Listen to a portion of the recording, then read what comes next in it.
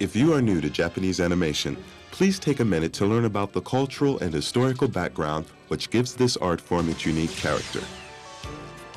Japanese animation is often referred to as Japanimation or anime.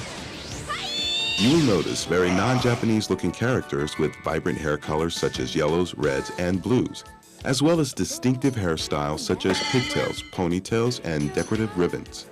In many cases, these hairstyles are exaggerated beyond the laws of physics. These traits are used in Japanese animation as techniques to easily differentiate the characters. It is far easier to tell characters apart when they have strikingly different hair colors and styles. Since many women in Japan wear such hairstyles and accessories, including many singers and actresses in their 20s and 30s, such styles are commonplace in the culture. Other frequent images in Japanimation include school uniforms such as sailor-style blouses, skirt and blazer outfits, and bloomer-style exercise clothes.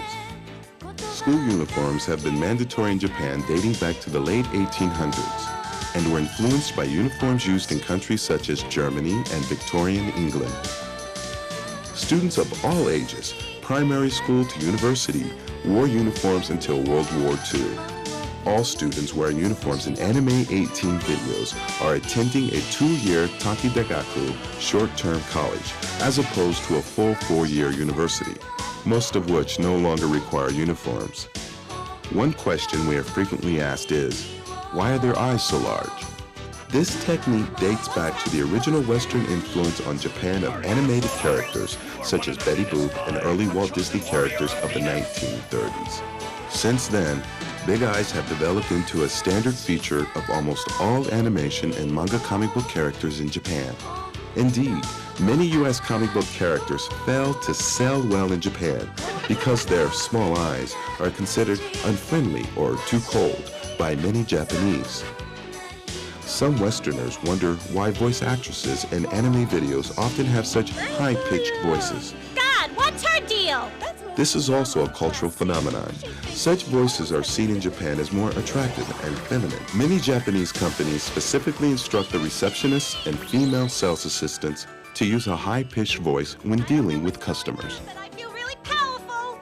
A note about a more private matter.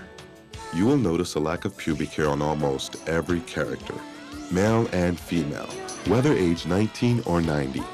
This trait of the art form reflects the fact that until very recently, any depiction of pubic hair in a photograph or drawing was illegal in Japan. Although in the mid-1990s, this became somewhat relaxed in terms of live photos. The Japanimation industry has adopted an informal consensus not to depict pubic hair in animated works, due to fears of adverse public and government reaction. Thank you for supporting the anime art form.